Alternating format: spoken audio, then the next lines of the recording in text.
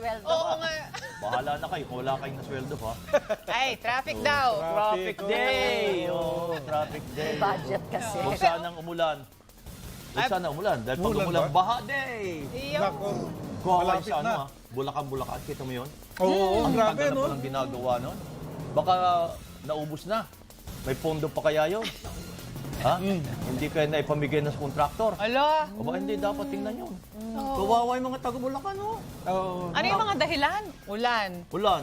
Yung high tide. High tide. Ay, yun nga ang dahilan kaya tinaas yung daan dahil sa high tide. Ay pagkatapos, hindi pa tapos hanggang ngayon, tag-ulan na. Ay wala silang katwiran dahil ilang araw, ilang buwan yung tag-init.